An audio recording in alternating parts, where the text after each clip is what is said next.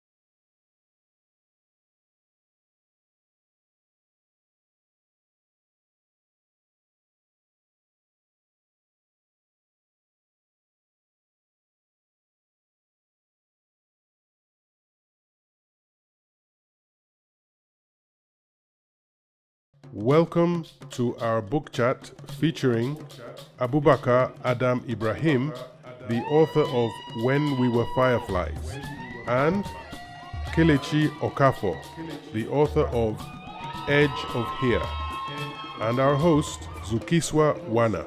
Please give them a special Ake welcome.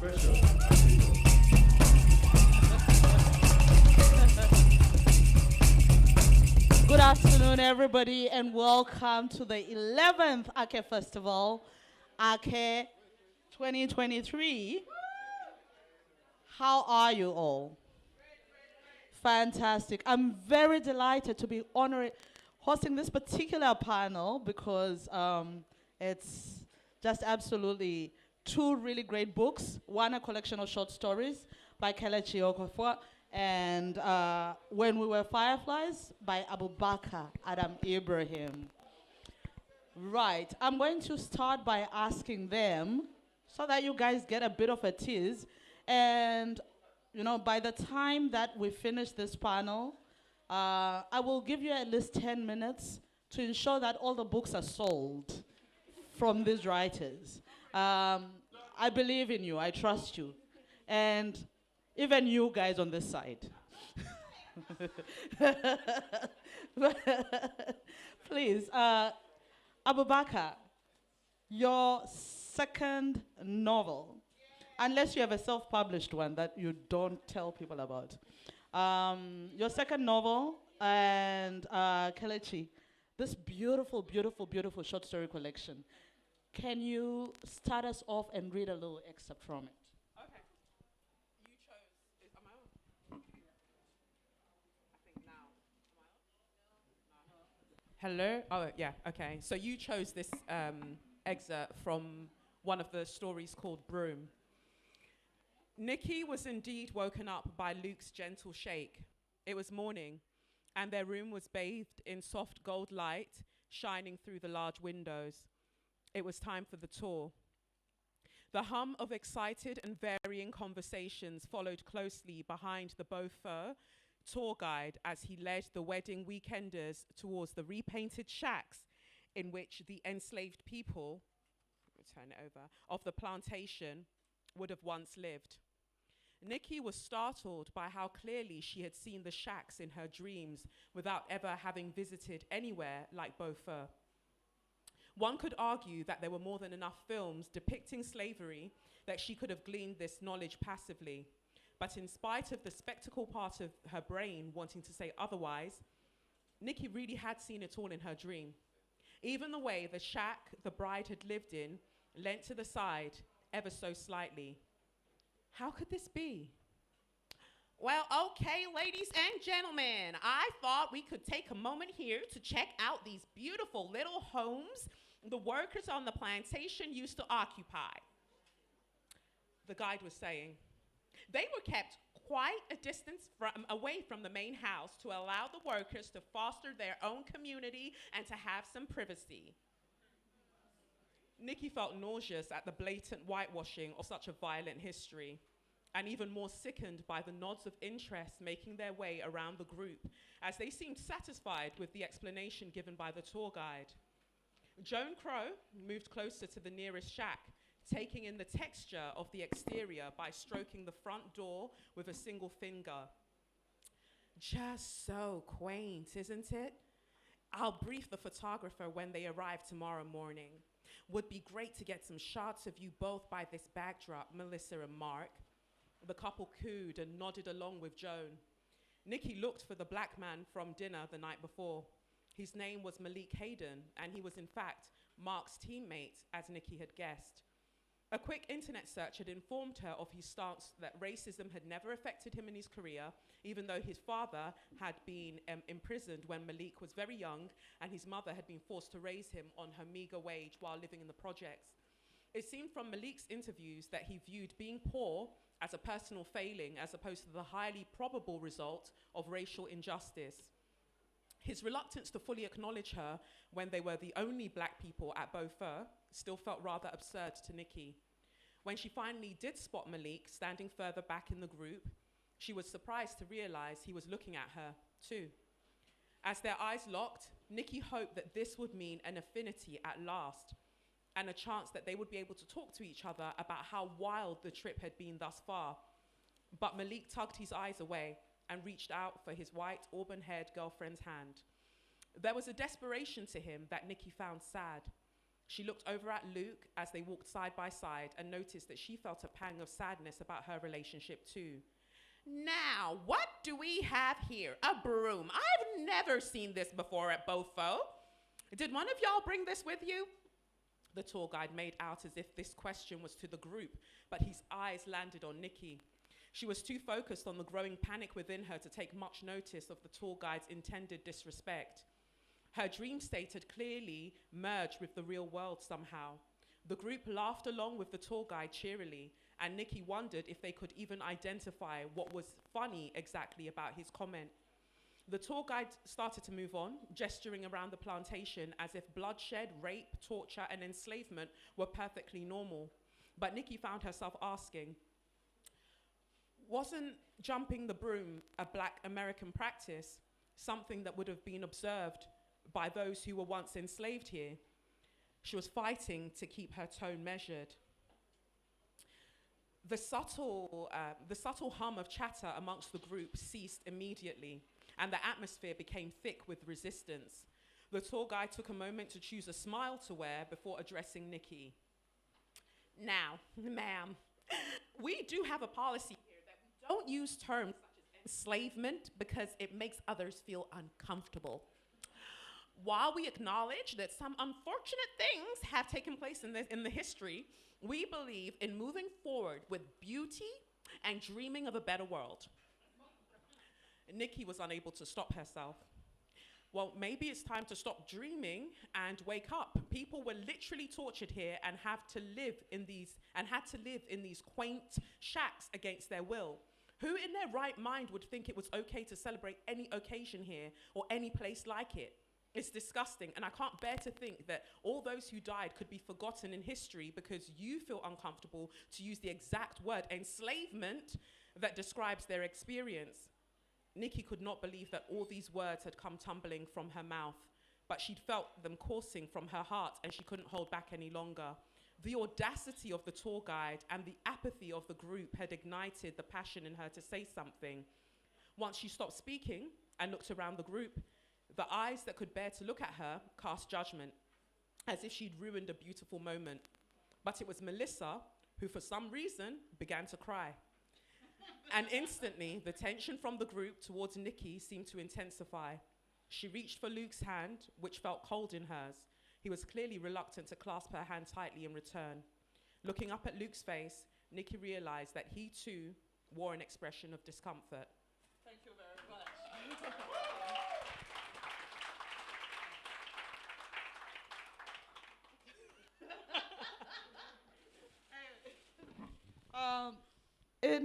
In this story and in Uterus Star and Alachip, which I absolutely adored as well. Like I really like all the stories and the way they're interconnected. You have this black guy who's very Van Jones like. Can you explain a little bit more on that, ma'am?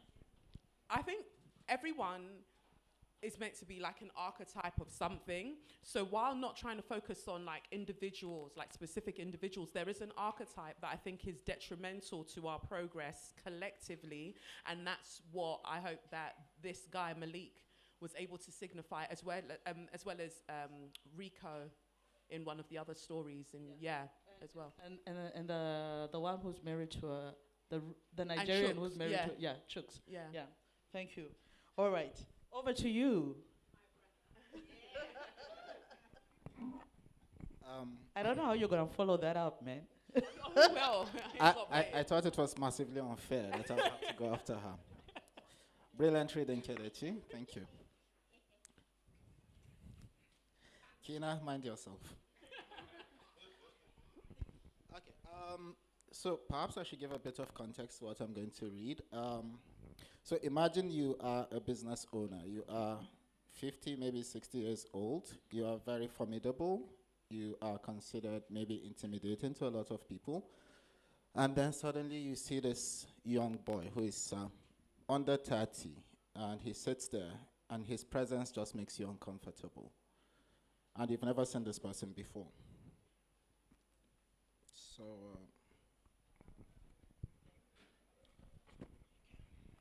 go.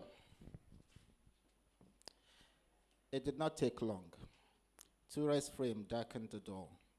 Again, their eyes locked, and for a moment, Lalo feared she would turn back. As she slowly dragged her feet across the buka, shuffling towards them, what was on his mind was how he had never imagined she would be that large. Sanunku, she greeted and smiled, holding to the back of a chair for support. You are here quite early. It seems so, Aziza said. We just started cooking. Might take a while for the food to be ready. We usually open around 10. We are not in a hurry. Lalo held her eyes. At first she looked apprehensive. Then she nodded. Very well then.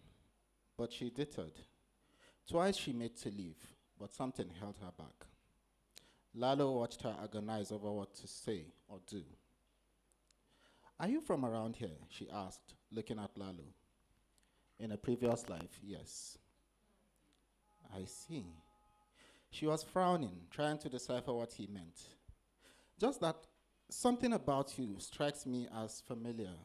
But you know, we are in a park, right? We see hundreds of faces every day. Hard to keep track. Still, there are faces you never forget. Faces you will never forget. The tension in the buka felt like a real thing, like a breathing thing. Aziza made a tentative gesture with her hand as if she meant to pinch it. Gaskiya kam, Turai said. Her eyes searched his face. Her mind searched for words, beads of sweat breaking over her upper lip. Well, I better get back to supervising the cooking. She turned and began shuffling away, slower this time, as if she expected him to say something that would explain the unease she felt each time he looked at her. Lalo had no idea what was wrong with her leg, but in some way felt some mild satisfaction from her suffering and no guilt for his little pleasure. He waited until she reached the door. I was wondering, Turai, he began. She stopped, shoulders tensed, and turned slowly. The way he called her name suggested a familiarity that must have been deep and intense. Lalo could see from the way she looked that she was no longer used to being called just Turai without prefix of deference. After all, she was Hajia Ture, had probably been for years before she even went to Hajj. Yet here was a man, young enough to be her son, calling her as if he had known her all his life. I was wondering if perhaps you know what happened to the house behind GSS, the one that used to belong to Baba Railway. She frowned. Her face was like a screen projecting her confusion, her bafflement at being asked such a question, at the animosity in his eyes. Her body shivered. Why would you ask me that? I just wonder, since you used to take pictures there when you were a student, and since you have been there for long, that perhaps you might know. Her lower lip curled. Well, it was burnt during one of the crises, she said. But how would you know that I used to take pictures there?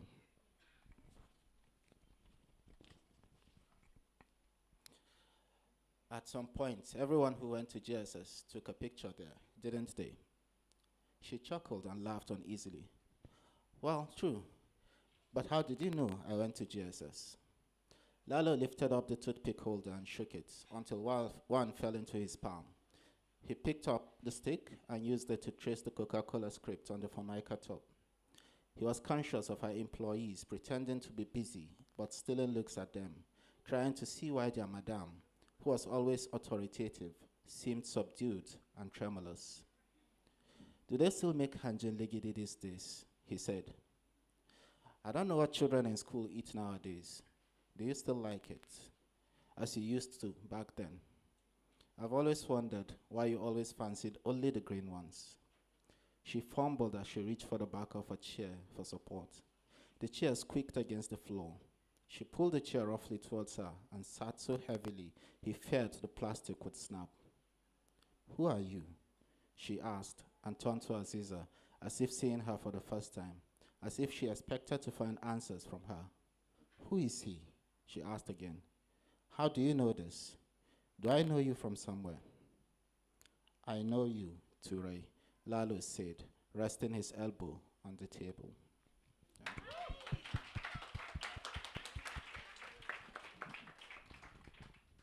Thank you for that reading. Lalo has ghosts of his own, but he decides that he's going to hunt down all these people in the past, in spite of the fact that they've become kind of pathetic. Why did you do that too? So it's this idea of taking ownership of your victimhood, right? So he has been someone who has been a victim of 2 terrible murders in the past, right? And now he's back, and he knows that there's a third one coming for him. And he's like, at first he was kind of waiting, like, okay, this is my fate. This shit is going to happen to me all over again. And then he meets Aziza, who tells him, like, you could do something about it. Find the people who did this thing to you in the past, maybe, and see if it's, I mean, she kind of thought, well, maybe this guy is actually mad.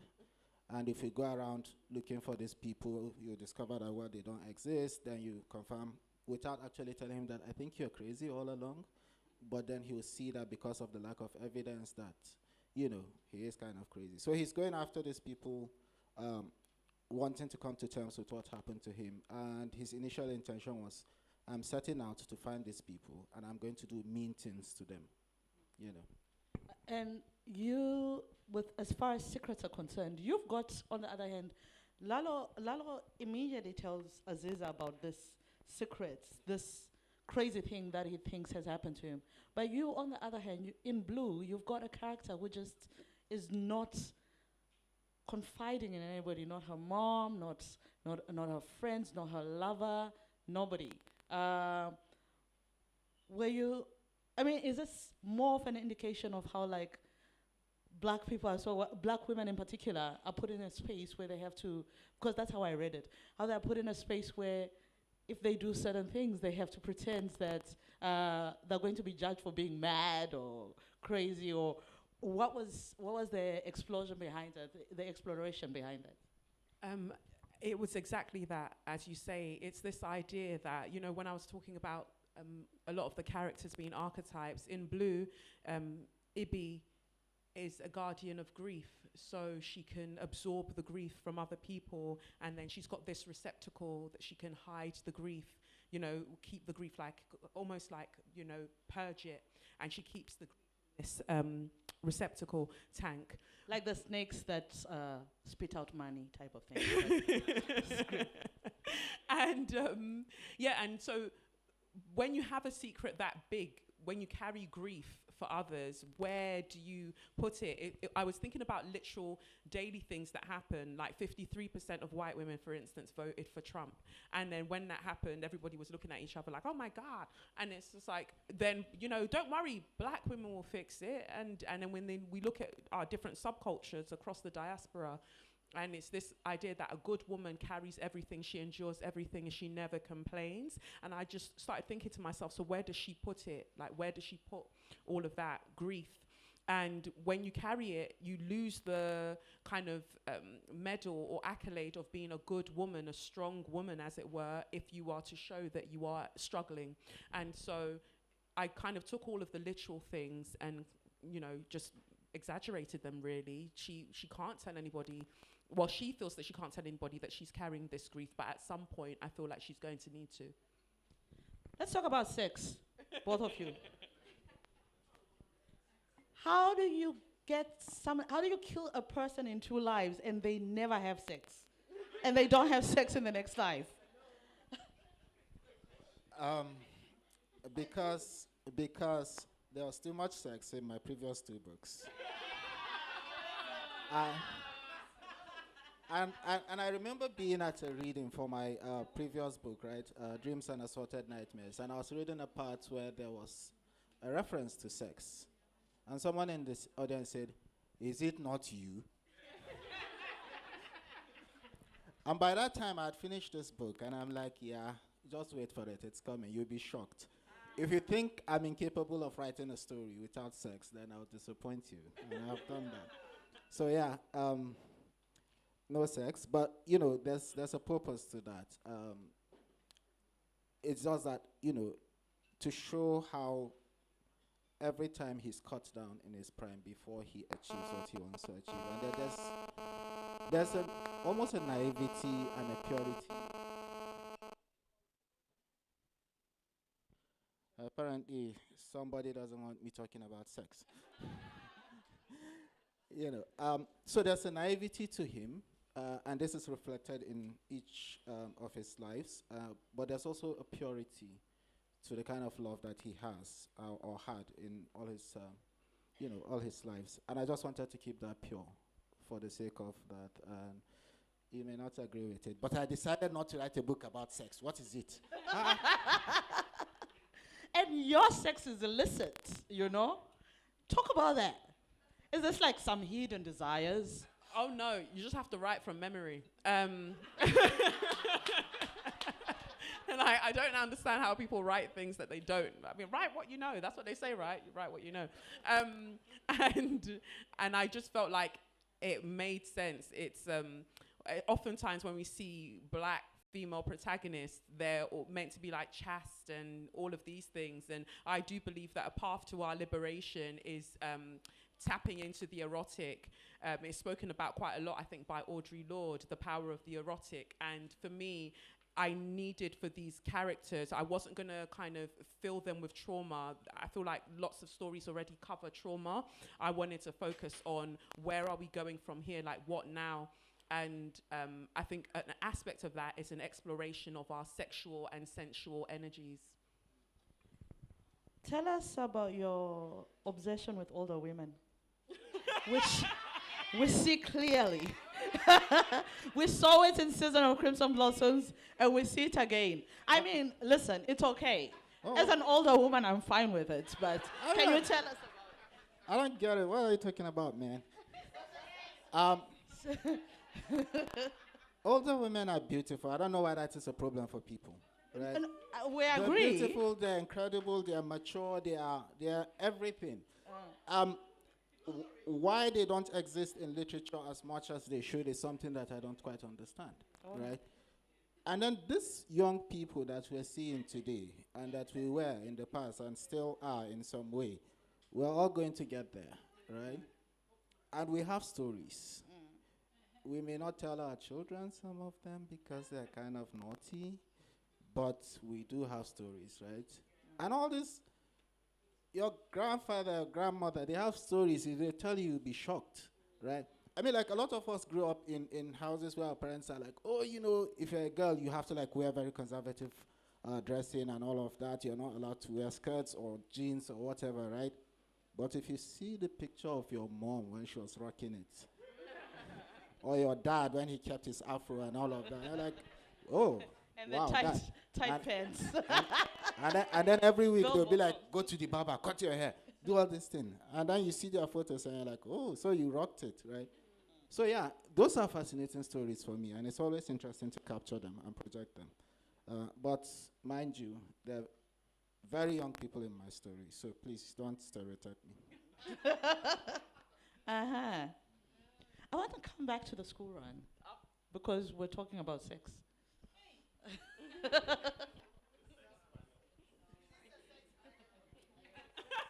Well, they write sex. Or this one doesn't now. I didn't. He denied us sex. And she writes sex. Yeah, the school run. I couldn't help but think that the two characters in the school run were almost like lives of the first two characters, Didi and what you call it. Yes, and I wanted maybe to talk about the interconnectivity of your stories. Can you just give us? Oh, by the way, the first story is called Alachip. It's beautiful.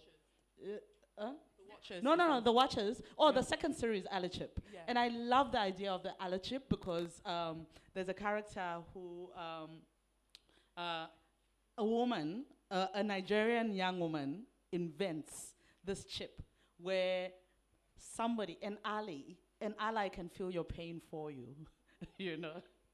Yes, but wait, first let's go to the school run. Well, this is a very exciting All right, story. so you've linked, many people seem to link the school run with The Watchers, and The Watchers is the first story. So The Watchers is about two, I guess you can call them twin flames or soulmates, but in every lifetime or in most lifetimes, they find each other and we meet them in the present day. They've found, they've linked on a dating app and they're going on their first date and it happens to be at a slavery museum, whatever. And we see this play out, then we become honorary watchers, seeing Chinonso and Ndidi like go on this first date, but we also see a life where they were, before in Nigeria, before they were like torn apart. So we're seeing that interplay or knowing that they find each other basically. And so then we jump to School Run, which I didn't actually intend for them to seem like it was a carry-on from The Watchers, but a lot of people have made that distinction that maybe this is just another iteration of their dynamic. So in the School Run, Alicia goes to the school gate to go and pick up her son, and a man brushes past her, but as he brushes past her, she sees an alternate timeline where they're married and they have kids of their own and everything else. And so she wonders if maybe it's random, like what? And so she needs to bump into him again, and so she does. And in this world that Alicia lives in, there's this headset called Story 2.0, and when you wear the headset, you can replay your memories and like kind of scroll through them. So she's able to play back this alternate life and see that they were actually a fully fledged, couple. But the issue is that, she's married in this life, and he's, And he's boring. and her husband is very sort of like, and yeah, so that becomes something that I wanted to play with. And a lot of people are upset with me for how I ended the story because they feel like I should have helped them find a resolution, but I don't really feel like it was my place. I don't think so. I think that's one of the things that I loved about both your works. There is a bit more resolution in yours because there is a death. You like killing people. Why? Now I like sex. Now I like killing people. Can you stick to one? No, I said you don't like sex because you denied us in this book. I wrote a whole book about people having sex, right? And then now because there's no sex in this one, it's a problem. No, and but then you I'm a you killer. killed somebody Uh, in Season of Crimson Blossoms. Now you're killing someone. Yeah. Yeah. Well, I mean, yeah, about that, you know. Yeah. No, no, I mean, it's a but thing, right? but I think really there is. What I liked about both of your books, obviously, is it's not neatly tied up and Yeah. wrapped up, and I really love when I read books like that because it respects the reader's imagination. Yeah. So thank you very much, both of you, for that. Thank you. Well, I mean, I just felt, you know, enough with the killings and all of that, and there should be hope for people, to be honest, you know. And however you conceive that hope, I've given you the tool, right? And work it out for your audience. Well, and mean, I really and again, appreciated this is that it coming wasn't from- the main character that when you did. You don't have to ruin it for people. Oh, sorry, it was the main character. Yeah. Okay, sorry, guys. Yeah, but basically, you know, there are people who are there who are important to the story, and I wanted the readers to take them and make of them what they wanted. When you bring a certain finality to a character or to their story, there are always people who want more for them, right? You can't always give that more, but if you give them the material to work with and say, you know, take this and run with it, then Yeah, and I'm just going to bring this. It doesn't have to do with When We're Fireflies, but I think it's important to highlight it. Well, firstly, congratulations, because we heard Dreams and Assorted Nightmares is now going to... Congratulations. Which leads me to my next question to both of you. The interconnectedness of the stories in those particular books, because we just highlighted it right now. And is this now like something that we're getting with literature from Nigeria in particular, as far as short stories are concerned, that it's always going to be like this, or it was just for you something that you just decided you were going to do once off, or, you know, was it deliberate, in other words? Yeah, the interconnectedness was deliberate, and that's simply because my editor, when they were negotiating, or we were having the preliminary discussions about my book deal, they were a bit uncomfortable with the fact that I wanted to write a short story collection, because I was told, short story collections don't sell, you need to write a novel, you need to do this, and I was like, well, I'm going to do what I want to do, and I want to write a short story collection. And she said, well, one of the ways it can work is if you think about how people link, and then suddenly all of the stories were just tying in with each other, but loosely enough that they can exist and they can breathe on their own. I didn't want it to seem like they were clumped together, as it were. And so I don't know what the next sort of short story collection will look like. I'm currently working on a novel, but the short story collection that I want to do after that, because I feel like there isn't enough respect for the fact that some people just want to write short stories, and is seen as this lesser kind of genre, or however you want to describe it, this lesser framework in comparison to the novel, when actually I think that you have to be a real bad man to be able to write an entire universe in vignettes, and to do that and to do it and give people full-bodied characters and say, okay, we're done here, we're moving to the next thing. It's also a craft, and I don't understand why it's not respected enough as a craft, especially in the day and age that we're in, where people's attention spans actually, they're becoming like, their attention spans are lessening with, when you think about social media and things like that. Even if you look at series online, a lot of series are moving to like each episode's like 22 minutes and things like that. They're understanding that people want less. They want short bursts. Some people do, not everybody, but I just think it should be equally respected. Kelechi, personally, I respect it very much. Somebody asked me when I would have my short story collection out, and I said, if at all, it will likely be when I'm 60, because I write only one good short story once every 3-4 years. So I have a lot of admiration for that. But you, master of all trades, short stories and novels. Which one is your favorite genre? Do you have a favorite genre? Are you even? I heard you're coming out with a poetry collection, even. No, I'm not. That is not happening. At least I think. But no, I don't have that plan. But you know, I find short stories fascinating. The interesting thing is, I never actually thought I was going to publish a short story collection, because I kind of think they are incidental when I write them, especially with the Whispering Trees. I never planned to put them in a collection, but someone said, you know, your short stories are good. Why don't you consider publishing them in a book? And I thought that was the weirdest thing that anyone could say to me. But incidentally, that happened. I think I was more deliberate with Dreams and Assorted Nightmares. I knew I was writing a collection of short stories that were interconnected, right? And I'm excited that it's hopefully going to be on screen sometime soon. And I'm excited to see what they do with it. I think they say they're going to. I thought maybe if they're doing something like that, it's going to be serious.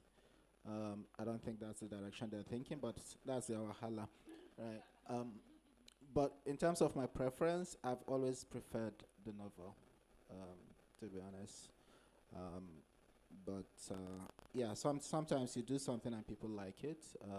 I honestly didn't expect the reaction that the Whispering Trees got, for instance. And I've heard people who say, oh, you know, Dreams and Assorted Nightmares is probably better than Season of Crimson Blossoms. I don't know, but that's what they like, right? The fact that there are people who like it. But there are also things like the industry thing, right, that goes on that people say, oh, you know, we don't want to publish short stories, maybe. My agent has refused to sell Dreams and Assorted Nightmares because her logic is that, you know, I want a novel to go out first before a short story collection. It's a logic I don't quite understand, but it's their business to worry about those things. My business is to write the book. But one thing that maybe I need to say here is that, yes, we have announced the film deal for Dreams and Assorted Nightmares, but we had a film deal for When We Were Fireflies. Whoa! Signed before this one. Oh, wow. Congratulations. So we just haven't announced it, but it's already been signed. And you heard it here first. Ake keeps on giving. And Kelechi, acting, directing, can we hope to see this on screen? Is it in the process? People are having conversations. I don't like the conversations that they're having, but they're having conversations. What do you mean you don't like? No, because I think that one of the main obstacles is that, you know, especially if we're talking about the UK space specifically, a lot of TV and film production companies are struggling with the fact that there are no white protagonists in it. And for some reason, they believe that the audience won't want to see, you know, they won't want to see this. And so they keep saying things like, oh, you know, we're just thinking about what universalizes it. I was like, girl, technology. Like, we all use tech, get with it. But that's their whole thing. But there are people who are, like I said, talking. Initially, I was very precious about it. In my mind, all 8 stories are an episode in a limited series. But to them, they said that would cost way too much to make each individual thing. And so there are there's a production company in America that want The Watchers, and they want to make it a feature. And then there's another company that want to make The Broom a series in and of itself. So I'm having to kind of learn to kind of step back a bit and think about what will be best for the stories. I'm just worried about them being split up. And at the same time, I don't want somebody to buy it grudgingly and be like, oh, I've just got to get all of them because I want this one. And then the rest fall by the wayside. But I also believe in divine timing. So the right people will find the stories and they'll do right by them. Absolutely. And how precious are you about the way people adopt your work? I am conscious that once the work leaves me, it's no longer mine. I grew up with the school of thought that, you know, the writer is dead. So the moment you sign off on the editing and the book goes to the publishers, finally, it's done. There's nothing you can do about it. You can't go on Facebook and be like, you bloody son of a bitch, you gave me a bad review, right? I mean, that would be a very weird thing to do. But the fact that people engage with the work, whether they like it or hate it, that's something, right? You put in the effort to write it, they put in the effort to read it, they're entitled to their opinions. Okay. No, The good I thing is think the I was, opinions have been great, so thank you guys. yeah. Keep them No, I coming. think I was more interested in with the other adaptations. So, for instance, you've when we're Fireflies, as an excerpt of it has been done on Audible, as part of Afrolit now, So, what were the what were your personal did you listen to it? Or were you like, after you gave it away, you're like, I don't want to hear it, I don't want to hear it. Because I don't like hearing stuff of my own. I don't know. I mean, they had 3 different people do the reading. I thought one of them wasn't particularly good, but when I listened to it over and over again, I thought it was great. Yeah, I'm being honest, right? I thought they did a great job. I really did. Okay. But the funny thing, right? The way you conceive a character, the way you conceive how they speak, it's in your head, right? And people are free to have their own interpretations and whatever, which is why it's always difficult when it comes to adapting works for screen. Because when people have read these things, they've loved the characters, they visualize them in a different way. And no matter what you do, right, there'll be people who'll be like, oh, no, this is not how I see him. So let me give you an example. The exhibition you did in Switzerland, right, the adaptation of a bit of Season of Crimson Blossoms, right, featuring Memona Jallo, beautiful, wonderful actress, right. I thought she did a fantastic job. I loved it. Beautiful. I love her interpretation of Binta. But there are people who are like, no, that's not what Binta looks like. I'm like, well, okay, I will not argue with you. That's your opinion. So taking ownership of that character, I mean, if that happens, it means that your work is successful, and I think that's a great thing. Okay. I am told I need to open up questions. I don't know why they do this to me. Fatma.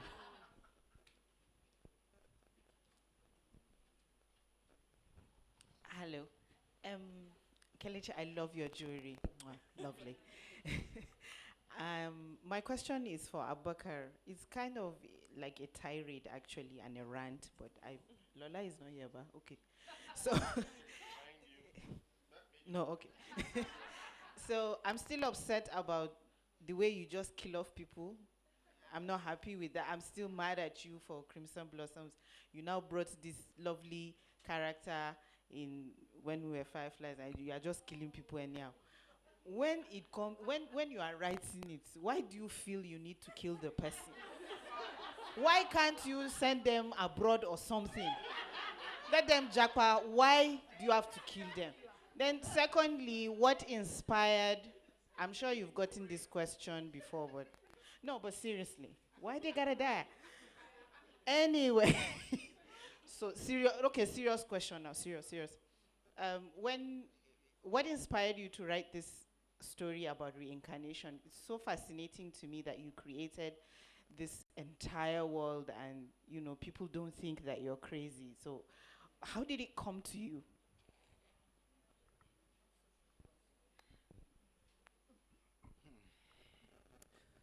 Okay.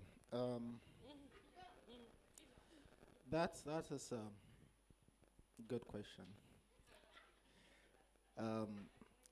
Why I kill off people? It's because people die all the time, right? Whether we like it or not. And when you write love stories, they always end, romance especially, right? Happily ever after. But it's not happily ever after, because eventually, if they don't get divorced, one of them is going to die and leave the other or something, right? I'm not Man, I love you. please, I'm not depressed, and I don't have any kind of whatever, right? But that's the reality of life, and and I think sometimes it helps if you just face the reality and accept it, that whatever you are having now, appreciate it, because it's a beautiful thing. What about what? Oh.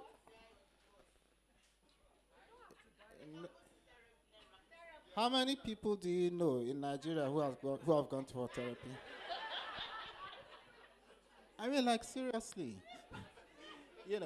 But that happens. But with your question on how the story came to me, it's bizarre. It just happened. It just came into my head, and I had ideas for novels that I was going to write. I had done the sketches. I haven't had the time to write them, and then suddenly this idea popped into my head of this guy who went to the train station, and then suddenly just remembered that wait, I've been in a train before and I've been killed in a train before, right? And then he starts this journey to find out what's happened, and that was it. And the moment that idea came into my head, I became obsessed with it. To be honest, I think I was sort of possessed at that point in time. And for the 6 months that I was writing this novel, I know that I wasn't myself. I know that for sure. And I wrote it with this urgency that for some reason, I don't know why, I'm totally healthy, as far as I know. I'm totally fine. But I honestly believe that I probably was going to die before I finished the book. I don't know how that came about. I can't explain it. But I had that sense that I was in a race against time to finish this book before I died.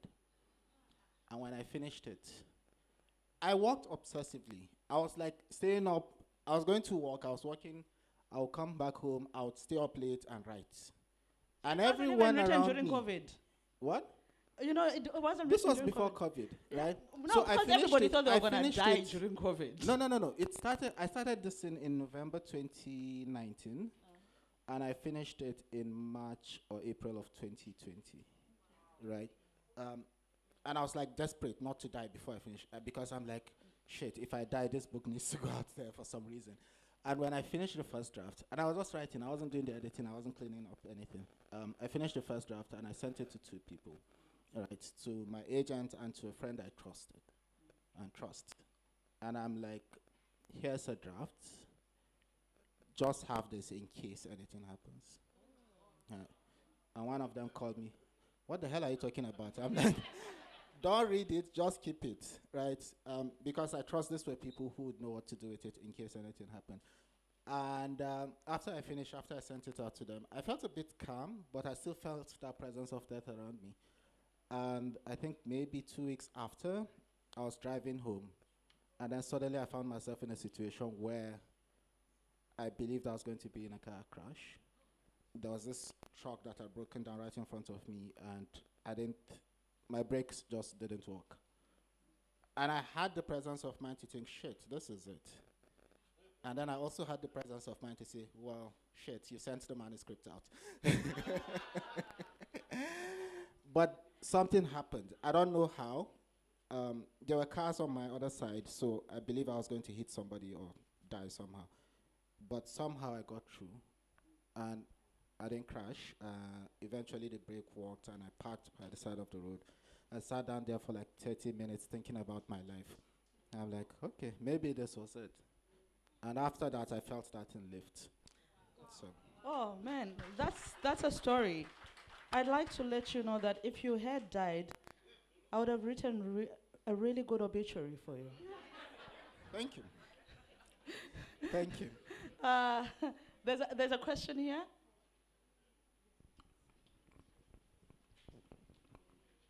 Hi, this one is to Kelechi. I read Ally Chip, and I think it's just ingenious. And I just want to know one thing, like, where did that come from? It seems very Black Mirror-esque.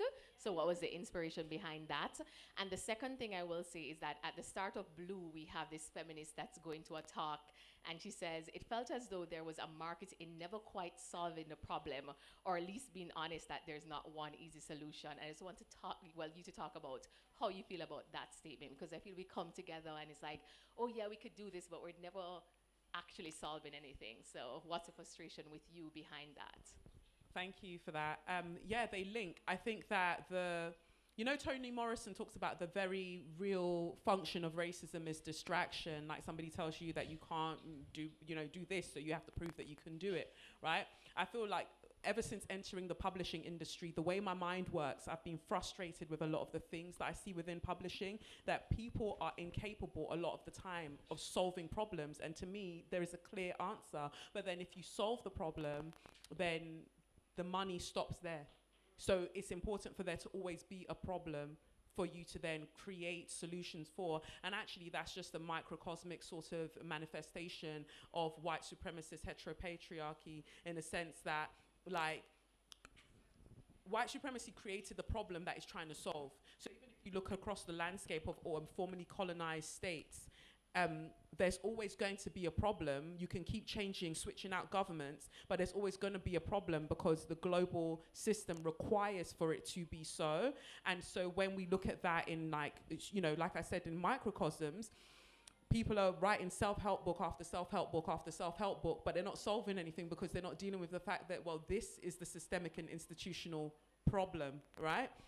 And so from noticing that, I just feel like a lot of the things that we see is actually insanity. And so I just wanted to be able to just point the finger and be like, oh, we all know that this is ridiculous, right? That's all. I just wanted to say it's ridiculous. That's it. And so that's that answer. And in terms of allyship, 2020 was really fascinating to me, watching people say, oh my God, racism still exists. Oh my God, what's going on? And then, like, I called it the Black Square Summer of 2020. People were just posting black squares and talking about how they stood in solidarity. Every other email you got was from some kind of global corporation talking about we're listening and we're learning.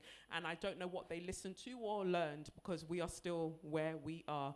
And I thought to myself, you know, they kept saying, oh, tell us about your pain. We're listening and we're listening and we're learning. And I just thought, wouldn't that be interesting? I don't want to tell you about it. I want you to feel it. I want you to feel what that is like. And I thought, what if there was a chip that goes into the amygdala? And then that you, if you're within a 400-meter radius, can feel what that person is feeling. But all the chips are coded, so you will have an experienced donor and an experienced host. So you'll always have somebody. It's not just anybody that can feel it at any time. But it needed to be that way because I also wanted to address the fact that during 2020, I saw lots of statements about we're going to end racism, T-shirts, end racism. And I was like, who's going to end it? Like, who are you talking to? And with allyship, it's that idea that they created this chip to solve racism, but they refused to address white supremacy. So that means that what ended up happening, it's not a spoiler, by the way, what ends up happening is that the people who have the chip, essentially the white people who have the chip, they start giving each other awards for feeling the pain for black people, but they don't stop the pain happening.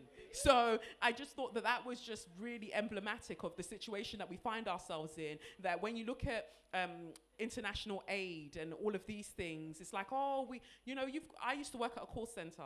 So I used to work at a charity call center, and people would call in. I had to call people and get them to donate money once a month to some kind of organization. And I usually worked with charities that were focused on Africa, right?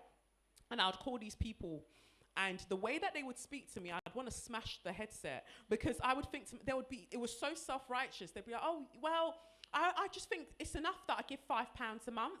I don't really want to change it to £10 a month because they keep having babies, don't they? So just tell them to stop having babies, because I'm going to work and I'm earning all this money and I'm giving them £5 a month and they're just having sex.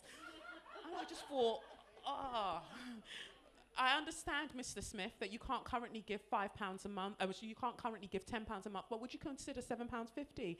And like, I'm having to ignore what they're saying to still make this ask. And I thought the false benevolence that white supremacy affords people, in that they think that they're making a difference, but they're not questioning how we came to be in that situation in the first place, and how do we fix that?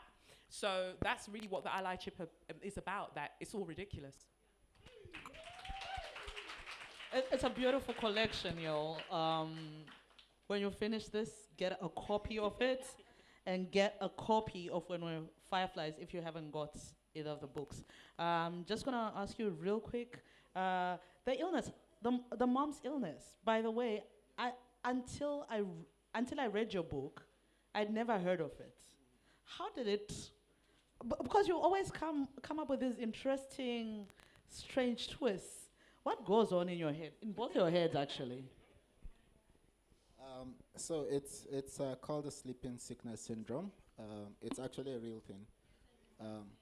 Yeah, it is a disease. But there's something magical about it, right? Because for someone who has never heard of sleeping sickness syndrome or sleeping beauty syndrome, right? And you have a loved one or a relative falling asleep for 17 days, maybe a month, for however long it takes, right? You think, well, here, for instance, we think, okay, there's maybe some jinn at work here, right? Or some evil spirits, or some village people, right? But that's not what it is. It's just a medical condition that that person have. But there's something magical about it, right? And mysterious because it's not very common. It's sort of like what, in the past when we didn't know what malaria was exactly, right? And babies were dying and everybody thought, oh, it's the witch next door and all of that, until we discovered, well, it's actually malaria, right? And that's what it is, and this is what we need to take to kill it. So yeah, that's it. There's just that magical aspect to it that made it fascinating for me. We have time for one more question. Yes, ma'am. Hi, my question is for Kelechi. So I just wanted to get your writing process, like, what time of day do you like to write, or kind of just your process for writing, yeah. Thank you, Deborah. That's interesting that the question's coming from Deborah, because Deborah was one of my copy editors. So in terms of my process for writing, I think I made my publishers nervous, because whenever people would ask me this in the UK, I would say that I don't really feel like I wrote it as much as I channeled it, right? And so it goes to what you were saying about when you were writing, it just feels like before I start, I don't do beats, I don't do like outlines or whatever. I just sit in front of the laptop and I pray beforehand and say, all my ancestors who were sick at writing and storytelling help me, because they've paid me money and I can't pay it back. So, and somehow, like, the stories would just start kind of coming to me. I know that school run, I went to bed not having a real idea about any story. I just went to bed as usual. And then at 2:48 a.m., I woke up to go to the bathroom. And as I was in the bathroom, I was like, what if this woman met, and then I had to go and write it. And that day was when I was leaving London to come to Lagos, because I'm building a children's home in Abulegba, and I've been doing that for about over a year, thanks. And so I was coming over here to announce that I was building this children's home. I started writing at like 3 a.m. By the time it was time to get the flight, I'd written the story, because I was just going for it. And so, yeah, it felt like channeling. And I usually write at nighttime, but I've got a son, he's 4 years old. So it's usually when he's asleep that I then have the time to sit down and write. Yeah. And what time do you write? Whenever I feel like writing. Okay. Because I'm very conscious of the fact that, a lot of writers kind of create this ritual around themselves and say, oh, I have to have coffee, the sun has to be in this particular angle or whatever. Right? And I'm like, just listen to the story and go with the flow. There are times when I've had all day to write, and I'll sit down there and I have the idea, but it just won't come. It's there in my head. I know I have the idea, right? And I know I have the plan to write it, but I just sit down there and it's not working. There was a time I was at a residency and I had all day to write and it wasn't coming. But the moment I sit down for dinner, I feel the urge to write. And I realized, okay, this is a night story. So I made myself available at night. And then I slept during the day and I had fun and I did whatever, right? So I'm sure the other writers in the residency would look at me and be like, this guy is not serious. He's just here like, having fun. But I was working all through the night, right? And I came away from that with a manuscript. So different stories inspire different people different ways. They come to you at different times, in different circumstances. As a writer, I think it's your duty to just make yourself available. Kelechi Okafor, The Age of Fear, and Abubakar Adam Ibrahim, When We Were Fireflies. You've been amazing. It was beautiful reading your work, and I can't wait, because this is what I'm gifting. Like, these are my gifts for Christmas for people. Like, this is what I'm doing. So I hope people haven't finished the books. They will be available outside in the next 5 minutes to sign your books. But thank you very much for these beautiful works. Please give it up for my beautiful